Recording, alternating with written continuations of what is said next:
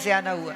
सुखदेव जी बोले हमारे पिता ने हमको भेजा है आपके पास ये सीखने के लिए कि गृहस्थी में परिवार में रह के भगवान का भजन कैसे करें। महाराज हमें तो नहीं लगता कि परिवार में भगवान का नाम लिया जा सकता है, भजन हो सकता है। अच्छा आप लोग बोलो, परिवार में रह के भगवान का भजन किया जा सकता है कि नहीं किया जा सकता है? बोलो, बोलते क्यों नहीं? किया जा सकता है। अच्छा कौन कौन है जो प्रतिदिन पूजा करते हैं सुबह और शाम दोनों समय? हाथ उठाओ जरा। लो 4-5 लोग, और बैठे इतने सारे हैं, और केवल 4-5 लोग ही कह रहे हैं कि हम सुबह शाम पूजा कर पाते। तो फिर कैसे होगा गृहस्थी में भगवान का नाम? हा? तो सुखदेव जी पूछ रहे हैं, और जनक जी अब समझो आप लोगों के लिए ये कथा है।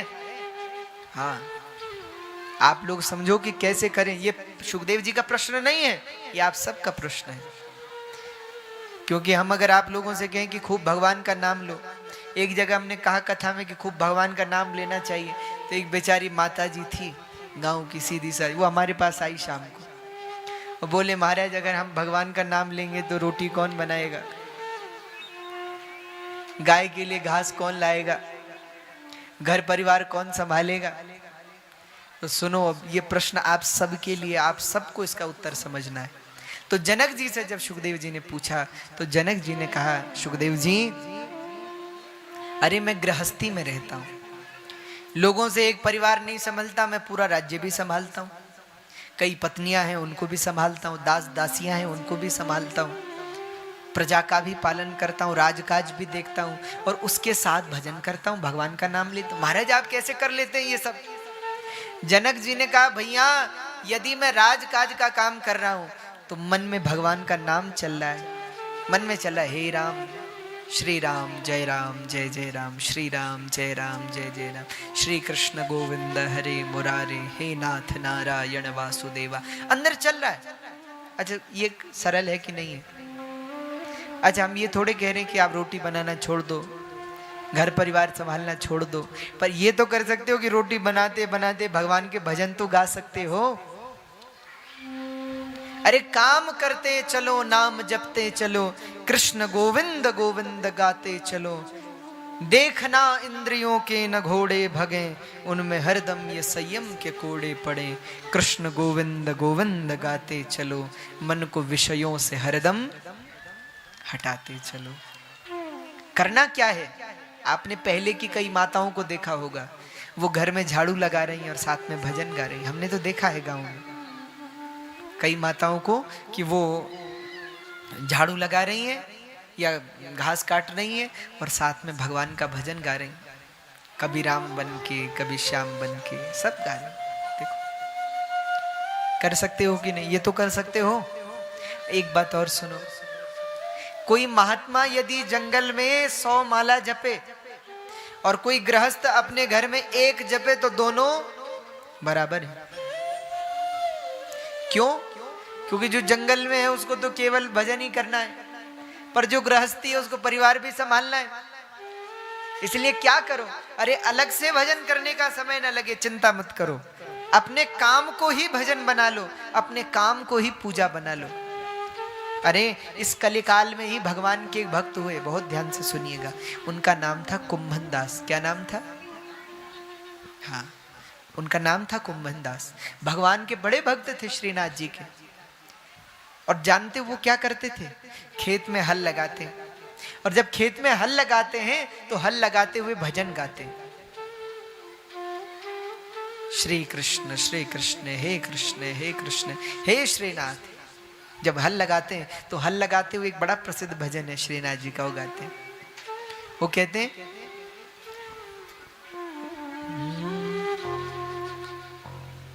उम्हारा घट मां विराजता श्री नाथ जी, यमुना जी महाप्रभु जी। कुंभन दास जी गाते, हल लगा रहे हैं, उनको इतना समय नहीं लगता कि पूजा कर सके, तो किसान है हल लगा रहे हैं और गा रहे हैं उम्हारा घट मां। घट मतलब समझे आप? घट मतलब मन में, उनकी भाषा में ओम्हारा घट मां विराजता श्रीनाथ जी यमुना जी महाप्रभु जी। गा रहे और चल रहे। और एक चमत्कार देखो, आप जानते हो साक्षात द्वारिकाधीश भगवान श्री कृष्ण अखिल भूमंडल के नायक, अरे त्रिलोकपति, लक्ष्मीपति, द्वारकापति, रुक्मणीपति, राधापति भगवान श्री कृष्ण उनके पीछे पीछे चल रहे। आगे कुम्मंदा जी हल लगा रहे और पीछे ठाकुर जी चल रहे। और कैसे चल रहे वो भी सुनो। भगवान ने अपने पीतांबर में जो ओढ़ रखा है ना, उस पीतांबर की एक झोली बनाई हुई है कपड़े की ऐसे, और उस झोली में बीज रखे हुए हैं। क्या रखे? जोर से बोलो। बीज रखे हुए हैं। और कुम्मंदा जी जब हल लगाते हैं ना तो भगवान बीज बो रहे हैं। कुम्मंदा जी हल लगा रहे हैं, भगवान बीज बो रहे हैं। बोलो कितनी भक्ति है। और कुम्मंदा जी और कुछ नहीं करते, गाते हैं, भगवान का नाम लेते, और नाम लेते लेते जब चलते हैं तो पीछे भगवान बीज बो रहे हैं। ये भक्ति का चमत्कार है भैया। भगवान बड़े बड़े महात्माओं के यहाँ जन्म नहीं लेते। भगवान तो दशरथ और कौशल्या जैसे गृहस्थों के घर में ही जन्म लेते। बोलो लेते हैं कि नहीं? अच्छा ऐसा कौन है जिसने गृहस्थ में जन्म नहीं लिया, जिसने घर में जन्म नहीं लिया, जिसके माता पिता नहीं है? हो सकता है कोई? अरे गृहस्थों के घर में ही तो बड़े बड़े संत जन्म लेते हैं, बड़े बड़े भक्त जन्म लेते हैं, और साक्षात भगवान जन्म लेते हैं। दशरथ जी और कौशल्या जी के यहाँ राम जी आते, देवकी और वसुदेव जी के यहाँ भगवान कृष्ण आते। अरे नंद और यशोदा के घर में साक्षात भगवान कृष्ण आते हैं। तो कहने का तात्पर्य है कि धन्यो गृहस्थ आश्रम। ये जो गृहस्थ आश्रम है ना, ये सबसे श्रेष्ठ है। इसमें जितना भजन हो सकता है उतना किसी में नहीं हो सकता। लेकिन कब होगा, कैसे होगा? नाम जपते चलो, काम करते चलो, नाम जपते चलो, कृष्ण गोविंद गोविंद बोलो, गाते चलो। काम भी होता रहे, भगवान का भजन भी चलता रहे।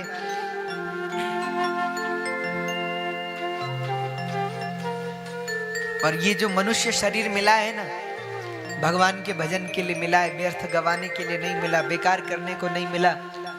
अरे बार बार इस संसार में आना पड़ेगा। अगर इस बार भजन नहीं किया, अगली बार न जाने क्या बनना पड़ेगा, गधा बनना पड़ेगा, बैल बनना पड़ेगा, क्या बनना पड़ेगा और कैसे भोगना पड़ेगा। जरा देखो जरा अपने आसपास जीव जंतुओं की हालत। एक बार की एक घटना है। कहते एक संत और उनका एक शिष्य दोनों चल रहे थे। शिष्य ने कहा कि गुरुदेव भजन करना इतना जरूरी क्यों है? अगर भजन ज्यादा नहीं करेंगे, कम करेंगे तो क्या होगा? आप इतना भजन करते हैं, भगवान का नाम लेना इतना जरूरी क्यों है? शिष्य ने पूछा। तो गुरुदेव और शिष्य चल रहे थे। चलते चलते गुरुदेव ने कहा, वो घर देख रहे हो सामने? बोले हाँ महाराज देख रहे हैं। बोले उस घर में देखो क्या हो रहा है। बोले महाराज क्या हो रहा है देखो। तो गुरुदेव ने कहा, बोले ध्यान से देखो क्या हो रहा है। तो शिष्य ने कहा महाराज वो एक स्त्री अंदर रोटी बना रही थी और एक कुत्ता आया और वो रोटी उठा करके भागने लगा। वो स्त्री उसे पीट रही है और लगता है शायद वो कुत्ता जो है उसके घर से जाता ही नहीं, वहीं बैठा रहता है दिन भर, और वो उसे भगाना चाहती है, वो भाग नहीं रहा है। तो इसमें तो गुरुदेव ने कहा कुछ समझे? शिष्य ने कहा नहीं समझे। आप बताओ इसमें समझने वाला क्या है? भाई कुत्ता घर से भाग नहीं रहा, वो स्त्री उसे भगा रही, बस इतनी सी तो बात है। गुरुदेव ने कहा वो तो अभी की बात है, तुम जानते हो वो कुत्ता कौन है? बोले कौन है? बोले उसी स्त्री का पति है।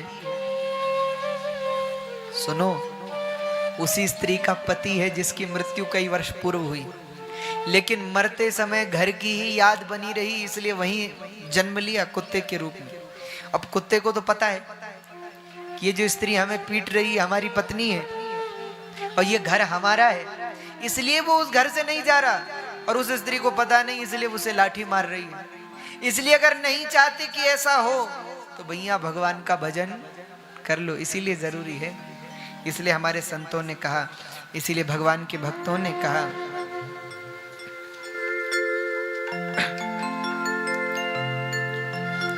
अच्छा, मनुष्य को भी देखो तो भगवान ने कैसा बनाया। आंख दी, नाक दिया, कान दिया। अच्छा एक बात और सुनो, आपने देखा होगा कि गाड़ी खरीदते हैं हम लोग, तो गाड़ी खरीदते हैं तो क्या कहते हैं, नए साल पे लोग गाड़ी खरीदते हैं ना, क्यों? एक बार एक सज्जन थे, उन्होंने हमसे कहा, बोले महाराज हम गाड़ी खरीद रहे हैं। तो हमने कहा खरीद लो।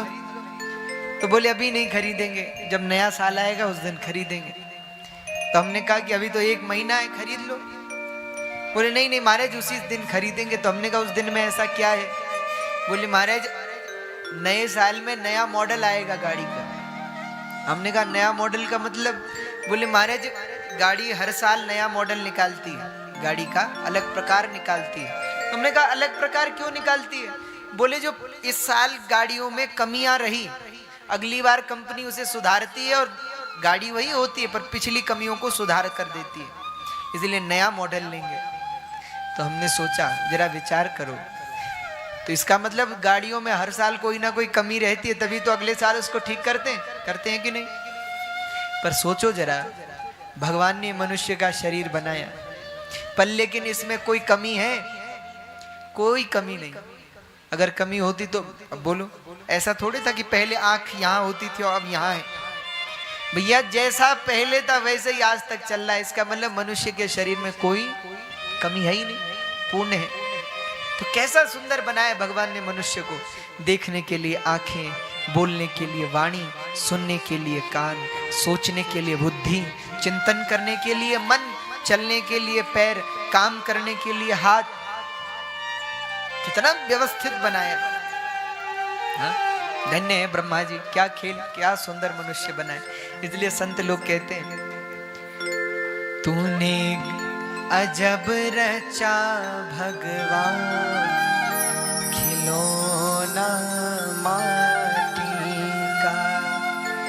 तूने अजब रचा भगवान, खिलौना माटी का। हो तूने अजब रचा भगवान, खिलौना माटी का।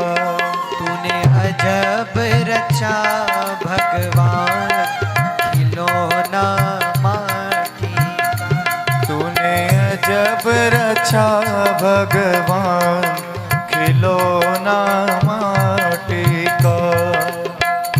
माटी का, माटी का, माटी का रे माटी का। माटी का, माटी का, माटी का रे माटी का। तूने अजब रचा भगवान, खिलौना माटी का। तूने अजब रचा भगवान, खिलौना माटी का।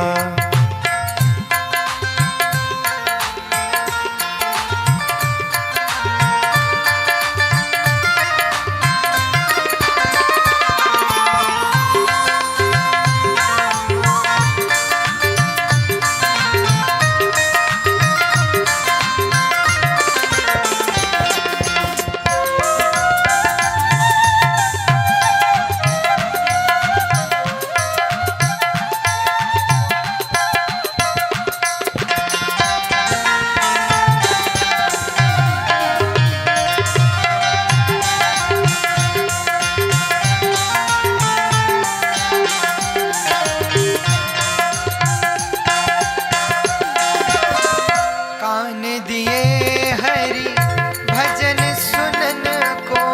कान दिए हरि भजन सुनन को। कान दिए हरि भजन सुनन को। कान दिए हरि भजन सुनन को। कान दिए हरि भजन सुनन को। कान दिए हरि भजन सुनन को। कान दिए हरि भजन सुनन को। कान दिए हरि भजन सुनन को।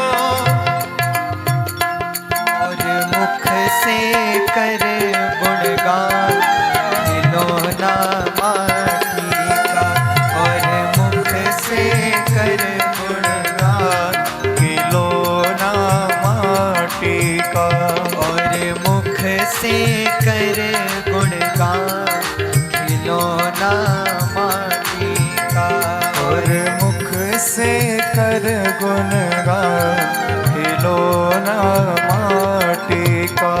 तूने अजब रचा भगवान खिलौना माटी का, तूने अजब रचा भगवान खिलौना माटी का।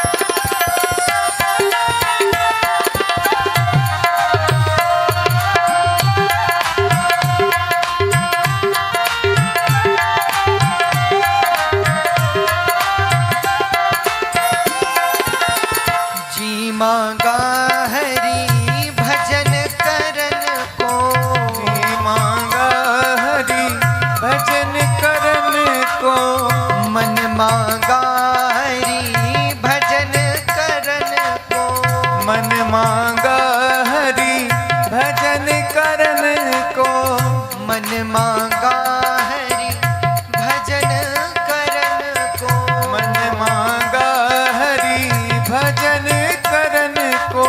और आँखों से कर पहचान खिलौना माटी का, और आँखों से कर पहचान खिलौना माटी का, और आँखों से कर पहचान खिलौना माटी का, और आँखों से कर पहचान खिलौना माटी का। तूने अजब रचा भगवान खिलौना माटी का।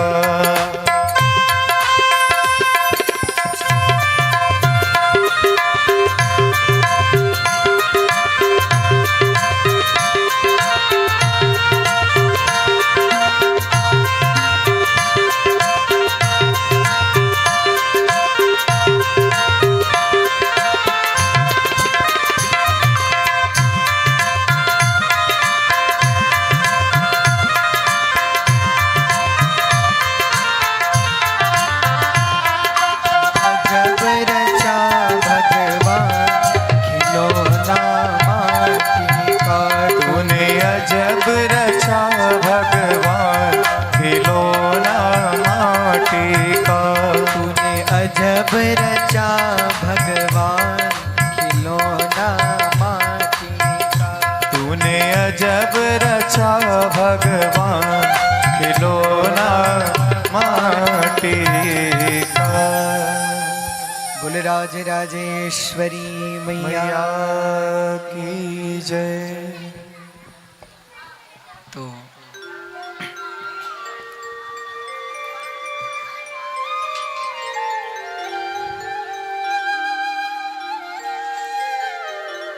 जिनी हरि कथा सुनहि नहीं काना,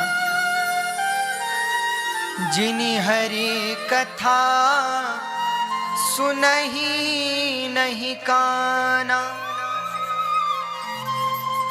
श्रवण रंध्र अहि भवन समाना।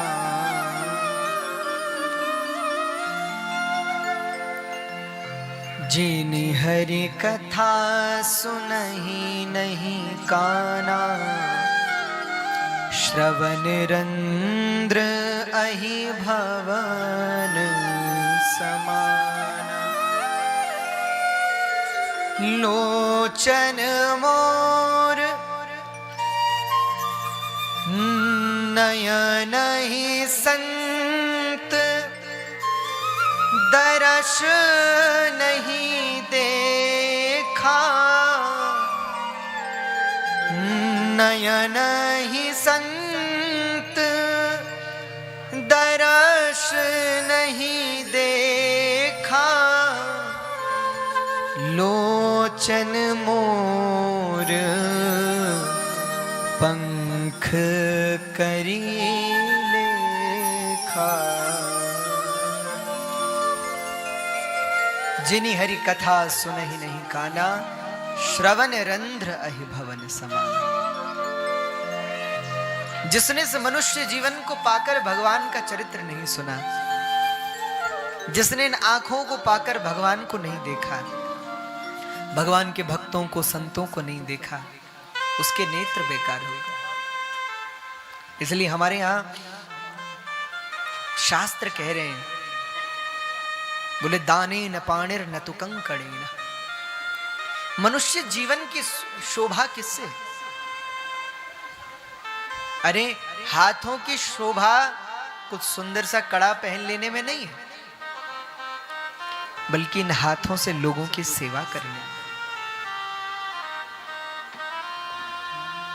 इस शरीर की शोभा बहुत सज धज लेने में नहीं है, बल्कि भगवान की सेवा कर लेने में। इन आंखों की शोभा कोई काजल लगा लेने से नहीं है, बल्कि भगवान के भक्तों को देख लेने से। हम लोग कहते हैं हम आंख वाले हैं। ऐसे कई भक्त भगवान के हुए, जैसे सूरदास जी हैं। हम लोग कहते हैं सूरदास जी को कई लोग कहते हैं आंखों से दिखाई नहीं देता था, और वास्तविकता है, सांसारिक लौकिक दृष्टि से आप देखो तो सूरदास जी के नेत्र नहीं थे, पर वास्तविकता में यदि आप देखो तो भैया सूरदास जी के ही नेत्र थे, हमारे नहीं। लोग कहते हैं सूरदास जी अंधे, सूरदास जी नहीं, हम लोग अंधे। जिसने भगवान को देख लिया, जिसने कृष्ण को देख लिया, बस नेत्र सफल हो गए। फिर और कुछ देखने की, कुछ और पाने की लालसा कहां बच जाती, इच्छा कहां बच जाती। इसलिए बहुत ध्यान पूर्वक सुनिएगा। जनक जी समझा रहे हैं। जनक जी कहते हैं, सुखदेव जी, आवश्यकता नहीं है कि हम घर छोड़ करके ही भजन हो। अरे घर छोड़ के वन में वास कियो, मन वासना त्याग कियो ही नहीं। कई लोगों से घर तो छूट जाता है, पर घर की वासना कहां छूटती। इसलिए जंगल में जाने के बाद भी घर वालों की याद आती रहती है। ऐसा वन जाकर क्या फायदा। इसलिए भैया घर में ही रहो, परिवार में रहो, और घर में रहकर, परिवार में रहकर अपना काम काज करते हुए भगवान का स्मरण करो, भगवान का भजन करो, लोगों की सेवा करो, संतों की सेवा करो, जीवन को सफल कर लो। और ऐसे कई भक्त हुए जिन्होंने गृहस्थी में रहकर के भगवान को पाया, जो गृहस्थी में हुए लेकिन भगवान को साक्षात उन्होंने प्राप्त किया। अच्छा, गृहस्थी भी बड़ी आनंददायिनी और कष्टकारिणी भी है। एक बात और सुनो, जिसको भगवान का भजन करना है वो गृहस्थी में भी कर लेता है और जंगल में भी कर लेता है, और जिसको नहीं करना है वो ना तो गृहस्थी में कर पाता है ना जंगल में कर पाता है। एक बार किसी ने कबीर दास जी से कहा,